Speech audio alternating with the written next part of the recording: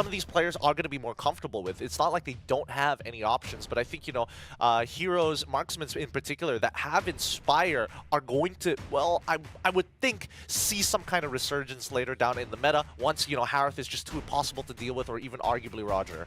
Yeah, I'm seeing Valhalla straight up ban gold laner, so no Harith, no Natan.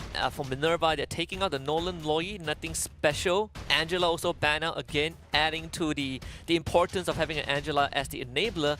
But so far, Valhalla hasn't shown any interest in picking up the Roger in any way. They haven't banned Roger, they haven't picked Roger. This game feels to be the same. They banned a Minotaur. Okay, that's totally fine. Then let's see what their first pick is going to be, right? It's either they can go for a safe blue side pick. Yep, Matilda, really, really good. Doesn't really show too much to your opponents in Valhalla's side, but let's see what the two power picks, or at least combinations, they want to start off the draft with. If it's anything like yesterday, probably the Moskov, there it is. Yep. Moskov picked again. They could lean into the jungler, either Baras Baxia, or they can take Vexana, which has been their drafting pattern. I would say a lot more predictable than MINERVA's. Well, let's see whether it's actually going to line up with it, right? Because again, I do feel that like locking in the Vexana so early on probably could be detrimental later down the line. It does help out with a lot of mid lane matchups, but at the very least, you have a dedicated roaming support that kind of makes that difference and makes the laning phase a lot more manageable and a lot more bearable, even at the worst case. I definitely would prefer to go for them to go for the jungler first. You open up a flex pick potential for yourself, but no, they go for the Yuzhong's second pick. Unless it's Yuzhong jungle, then it's the true double flex pick within first rotation. MINERVA now holding on to priority. Now, showing both their side laners is a little bit interesting, right? Not everybody wants to do that, because that means that the priorities is leading over to either reason A, they don't have enough of a hero pool to manage later down the line, or B, they're setting up for something bigger. And so far, it's kind of looking like a dive comp. Yeah, it feels like it, right? Because they haven't changed anything from yesterday. Aside from the bans, they definitely have made some adjustments to do with MINERVA, but for picks, they're sticking with comfort picks. Whereas for MINERVA, Fredrin, Roger, just given for free. In fact, this is a very, very strong opener. I don't think...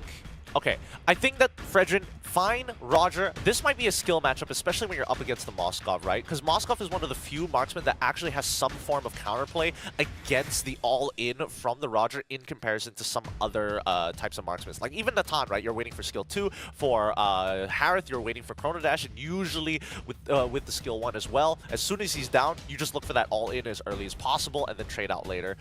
We do... Ooh, the farm is as their third. Okay, so that means it's going to be a guaranteed Valentina ban from the side of Valhalla. Yep, there we go. Yep. So this is still leaning into the dive comp. Right now you have an insurance policy. Some changes in the mid lane I like is instead of the Vexana, they go for the Faramis. They are still looking for kind of the roam and the jungle. It can open up some more aggressive picks for them if they want. MINERVA starting to ban out the Barats already.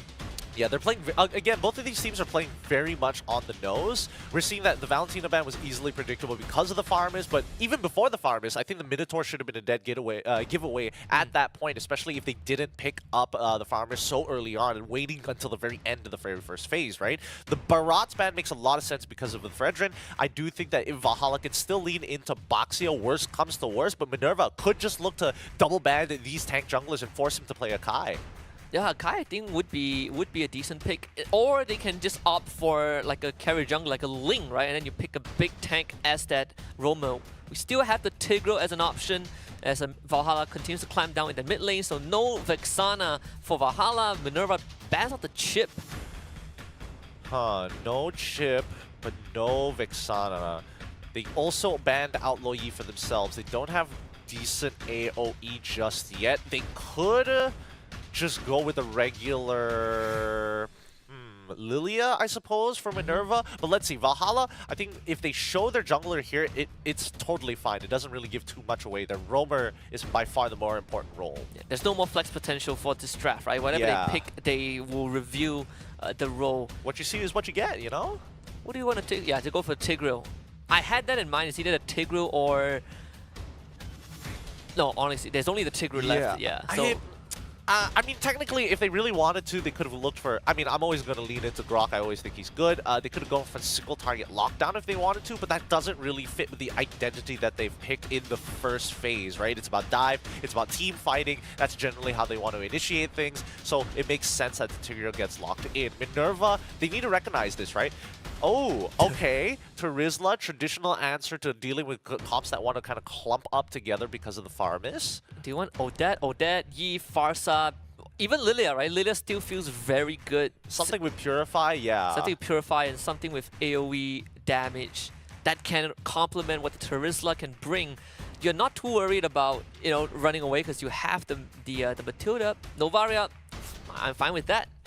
I think it's interesting because that means Novaria has to play a slightly different role than what she usually does, right? She is supposed to poke, she is supposed to kind of reveal the map very often and play very utility-based, right? But she's only going to have some mega, like really big noticeable numbers later down the line. So a majority of this damage is really just coming from this Roger, from the early to mid stages of the game. Yeah, but I think the roles are also very defined from MINERVA, right? I give Novaria his vision, Teresa starts a fight, Fredrin, he's just going to sandbag as much as he can, and then you have Roger as the cleanup crew.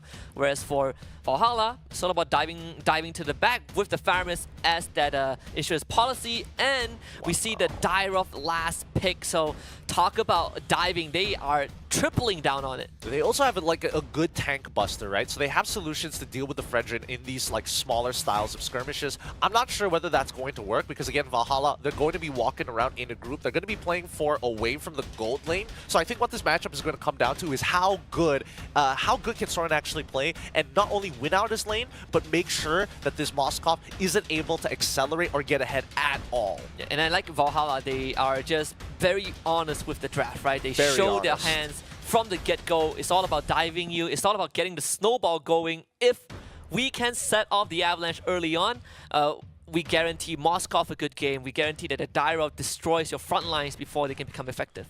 I think, you know, the only thing that I see as a bit of a problem for MINERVA Esports is if, like, the EXP takes a bad trade, or if not, they lose pressure in the side lanes and their jungle starts to get affected by that, right? I'm expecting MINERVA to play around gold, to try and bleed their lead over into the jungle to steal away camps, to get this Fredrin ahead of the curve as soon as possible. Because again, if Panha on this Dyrov finds that first blood onto Legs in his own jungle in a 1v1, I think the game is basically done for early and mid. I agree. I think for VALHALA, they want to do the exact opposite, right? Free up the Moskov, let Yuzhong and Dyrov do the heavy lifting early on. And even in terms of that early game crawling capabilities, if you're the Dyrov, once you hit level 2, you are good to go. I think what we have to worry about here is whether or not Xeon is able to open up the map in a convenient way, because we're not expecting Panaha to start this initiation, right? We're expecting the EXP and the roam from the side of VALHALA to kind of do a majority of the poking and prodding to bait out that fight. Yeah, very good coverage from Louis and Gello. So this Tigreal can't enter the jungle. He's poked out too much, and as a Faramis, there's not really too much you can provide if you can't get lane priority. You do try to force something out of the Tigreal, but again, not able to do so. So Xeon keeps his flicker, which is the best case scenario. Yeah, but Louis uses his Purify in the process, so something that they could punish later down the line here. But it just goes to show how dangerous Dyroth is, especially when he's got his stacks available. Gets his empowered strikes, really just shreds you down too fast. And now, dedicating their resources here, Soren, he's got to win out this lane, right? And that's why he's a little nervous that this Dyroth could be on the top side of the map. And I like how both Nelson and Karasu are letting this lane freeze as much as possible. Especially if you're other Yuzhong, you're not pressured at all. But top side, this Roger might be in jungle. Oh. Danger almost executed. Had to blow the Purify. Worth it. No, this is so good because now Panha forces a freeze onto in Moskov's favor. He could just sit here all day. And he's not letting that wave. He's not going to push that wave, and it's going to allow Tigreal to absorb this mid wave and get closer to level 4 as well. Panha is going to clear his purple buff. Get ready for this first turtle fight. This is going to be massive for them. Yeah, I think Moskov at this point, he should consider hard shoving. Maybe he can get like a spear down. Oh, straight up penalty zone to the back, and he still takes the turtle away, stolen by the Dyrov. VALHALA looking to fight. The Abyssal Strike actually to connect by the flicker. Implosion on the 2, forcing out double flickers from Minerva. Both teams disengaged for Turtle for Valhalla. Could have been at least first blood here. Nelson unfortunately whiffing his Petrify. Didn't get much value out of it, but regardless, they still get the turtle without losing too much to Minerva. At this point, Minerva is like, all right, we only lost the turtle, not the biggest of deals. Let's see if we can get our poor gold laner ahead. He was forced to recall after that Dairoth gank. Let's see if they can find a little bit more.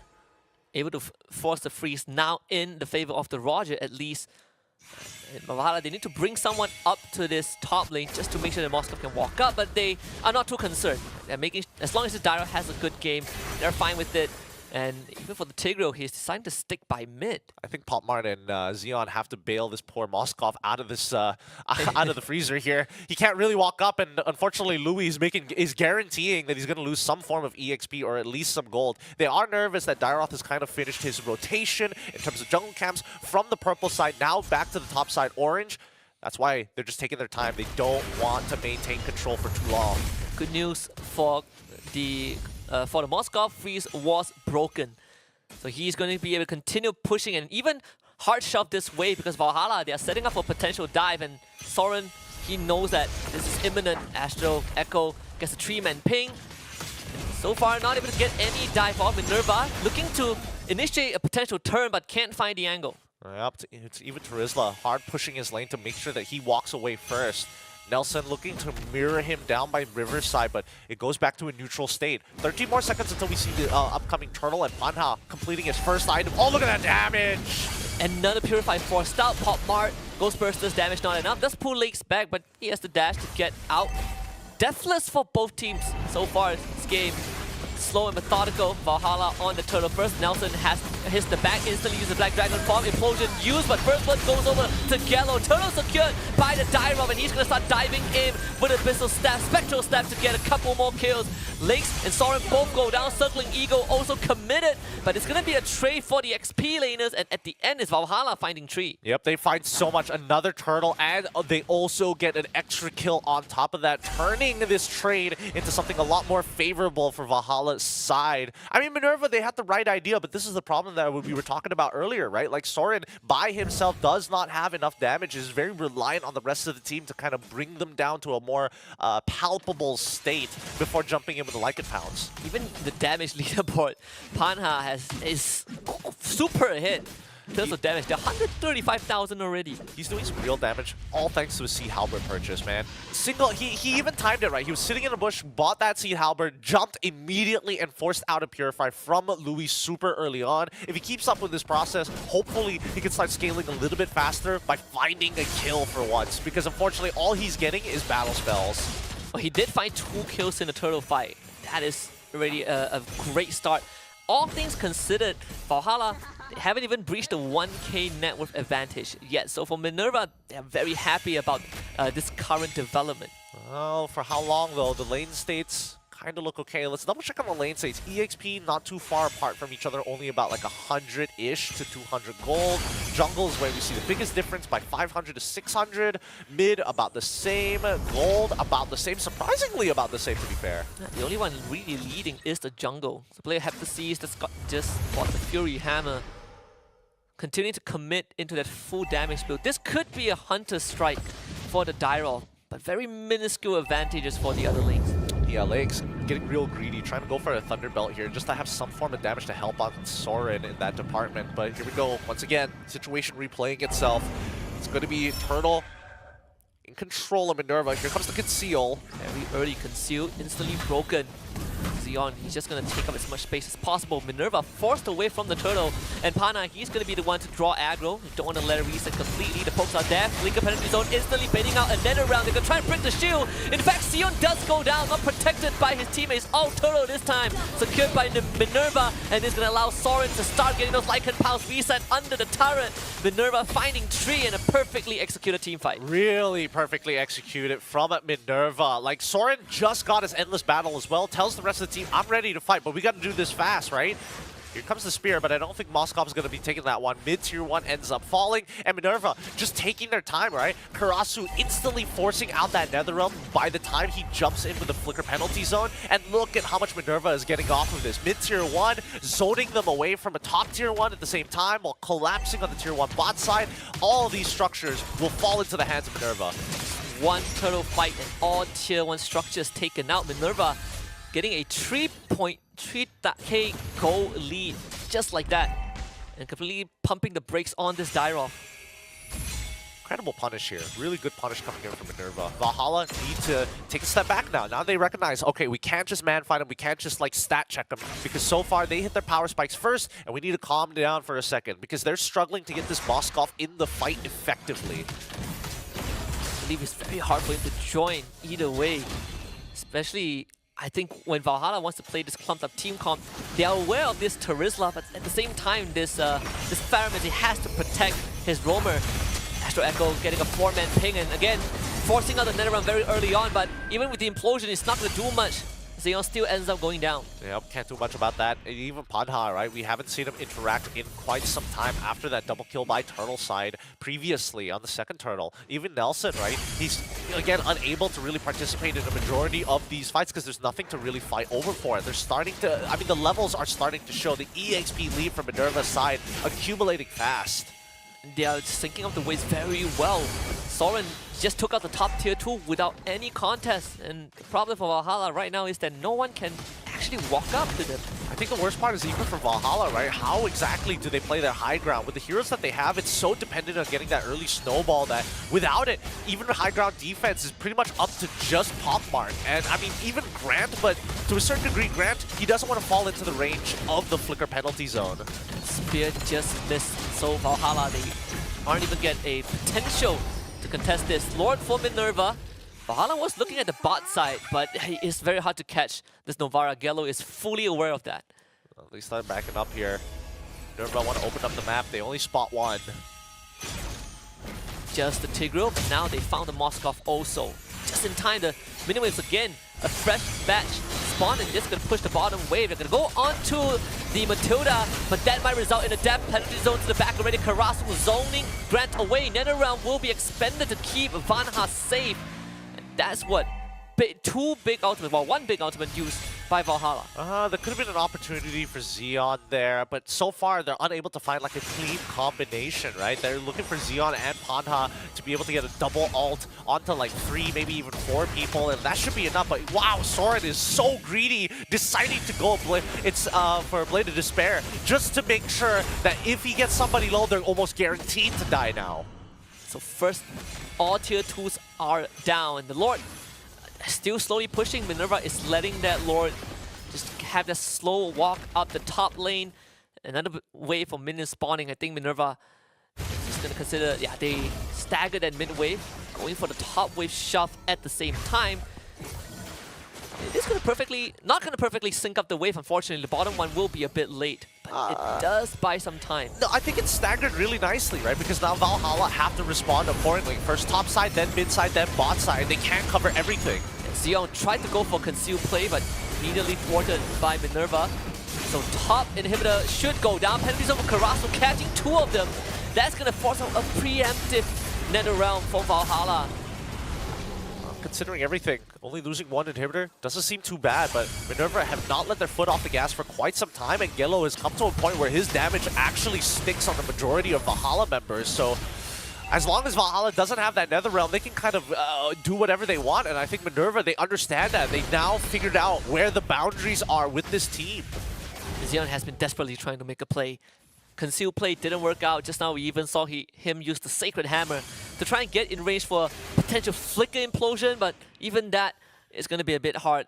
A 3.1k just go advantage from one Lord push alone. And as well. Flicker, this one only on the Fredrin. They need to make sure they burst down links as fast as possible, and they can do it with the help of the Dyro. But a 5-minute knockup, breaking the Nether Realm in an instant. Valhalla looking to find Soren in the back. He's all alone. Grant on top of him.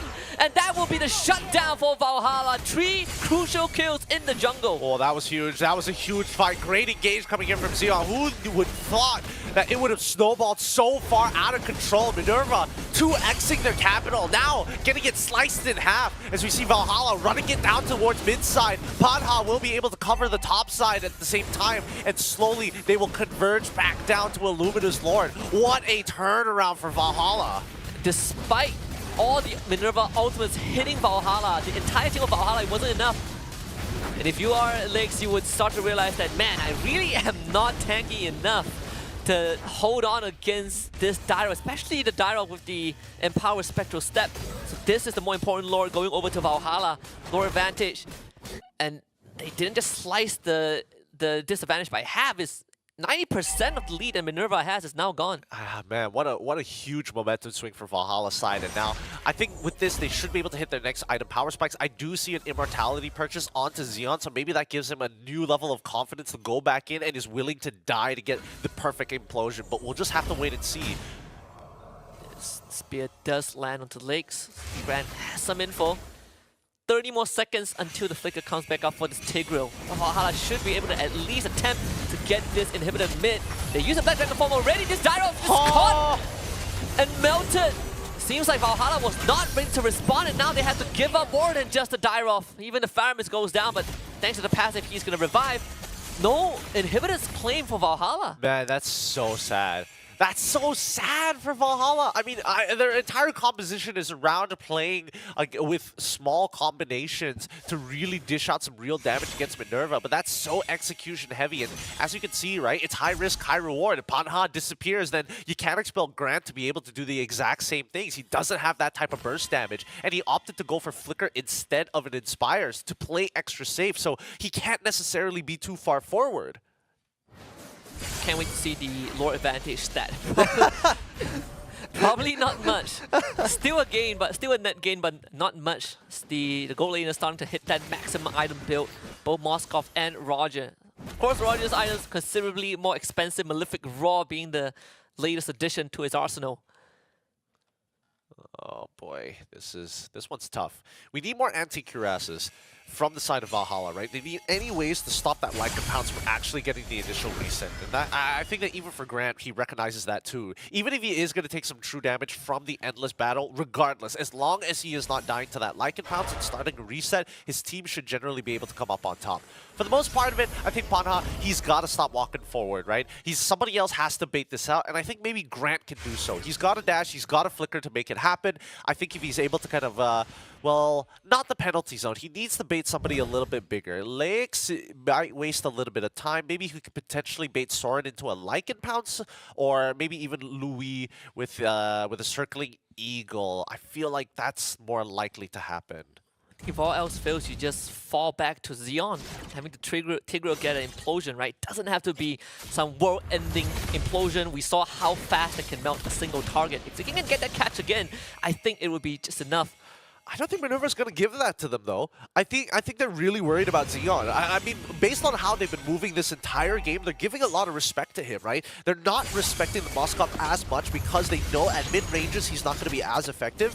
And they also know that Soren just has such high bursts that unless we see a Winds of Nature purchase from Grant, I don't think he wants to go in. And I think, if I'm looking at his items correctly, he has the Winds of Nature. Lord? Less than half health. Valhalla not even in range to contest this. Again, this flicker implosion only getting onto Karasu. Can they get him out? The Karasu turns around with the penalty zone to lock down Valhalla. And this is the team fight that could end it all. NetherRealm perfectly timed to keep the entire team alive. But then Brazos Wrap slammed out by Lynx. Not enough to turn it around. But it gives Soren the opportunity to look for Lycan Pounce reset. Stunned up in the end. Thanks to the Moskov. So at the end of the day, it's still an even trade for both teams. Wait. Can he get more? Ah, gets an immortality. Doesn't get Nelson, unfortunately. It's still worth it. But man, that was a savage angle coming out from MINERVA Esports. That was almost a savage angle. If not for Grant, right? I think the spear stun or something stopped Soren at the very end. But still, with this Lord, at least Minerva regains some of their map control for themselves. Albeit not much though. More advantage. Oh, we get the live update, 3.5k so far. Oof. But no inhibitors can be claimed. Yeah, and now, I mean, this breaks even for both sides, right? It just means that it comes down to a neutral state. The only thing that MINERVA has over VALHALLA is that missing top inhibitor in VALHALLA's base, a constant pushing wave. Ideally, they wish the Lord spawned on the opposite side of the map, down by bot side rather than top, but hey, you can't win it all. But breaking Xeon's immortality is actually pretty huge. Now he can't just walk up and eat and kind of start a fight without thinking twice. That's what, 200 seconds without the revive mechanic for VALHALLA. This allows MINERVA Esports to start walking up and taking control of the map a bit better. Or it gives MINERVA the opportunity to buy their own immortalities. We're seeing Legs as well as Soren simultaneous buys on their final items to close out this game. Looks like Legs is going for the traditional Fredrin build, but he's being a little bit more greedy about it, right? He's going for the Blood Wings. He's making sure that he has that he actually has the Thunderbelt at the same time, just to make sure that he has a good amount of damage, and maybe he could like 100 to 0 himself when he's just about to die. So we'll see whether he's able to make that happen. We saw the Winds of Nature finally purchased, but Winds of Nature into Malefic Raw. That's the last item for Grant. And I just saw an update. Actually, Team Hawk won their first game against Dewa United. So good on you, Team Hawk. Let's go. So far, so good. So far, so good in the Swiss rounds, huh? Coming in from first and as well as second, taking the wins. All right. Yeah. Who did they beat again yesterday? They beat MINERVA, right? They beat MINERVA, and then they just beat Dewa United in that game 1. Yes. Sorry, I was thinking of another Malaysian team. But so far in this game, it's been quite the back and forth between MINERVA and as well as VALHALLA, right? Nobody has been able to maintain having their lead, especially it feels like whoever gets Lord gets punished for it. Oh yeah, and I think it comes down to two individuals. Karasu on the Terizla and Xeon's Tigro.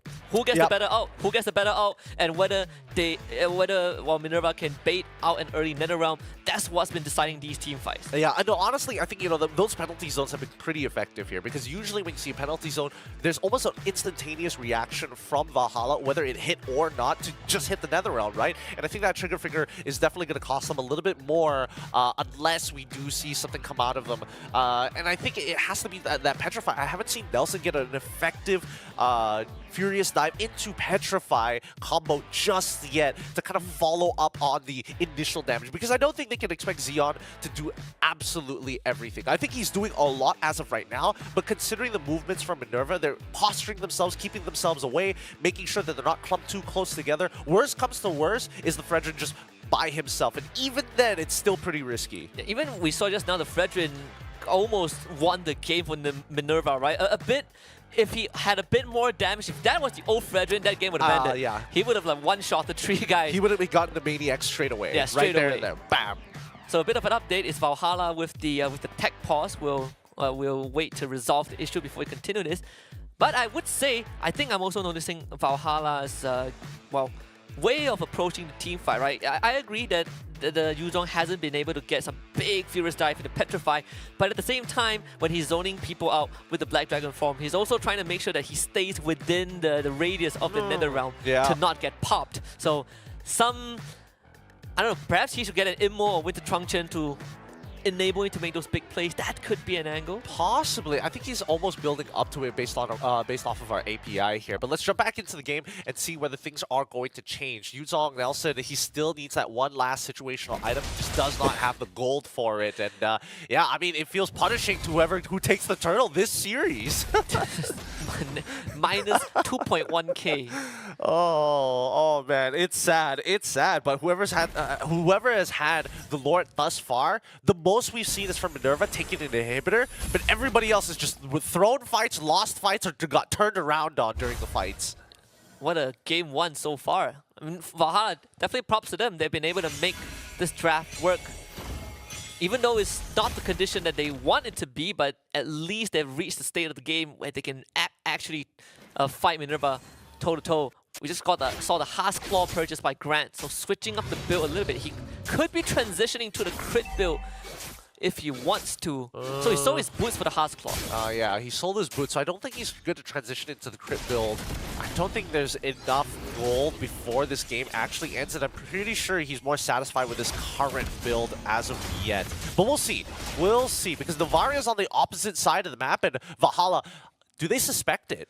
Yeah, there's a consumer already. That it is Implosion. Catching 2, forcing out 1 Purify. Karasu this time cannot turn around with Vanity Penalty Zone, and Pana finds a dive forward, circling Eagle for Louis to escape. But he leaves his team in the dust. Immortality popped by Lynx. The Novaria damage is stacking up the Soren in the midst of things. Looking for the Lycan Pounce reset. The Winds of Nature from Grant. Only possible Immortality, but Grant now in no man's land continued to fight his way to the ranks of MINERVA. And Louis becomes the next Grant. Just Spectral steps forward to find a triple kill. Valhalla finally winning a big team fight. Ooh, we saw a new layer be achieved by Valhalla as they ascend. Yellow, can he land it? He wants to guarantee this hits. He wants to hurt so bad. Claw, can he out-heal the damage? The Lord also kind of hurts. See, Yellow, there is a slight window, but I think he realizes that there's no chance. He's missed it. He's missed it.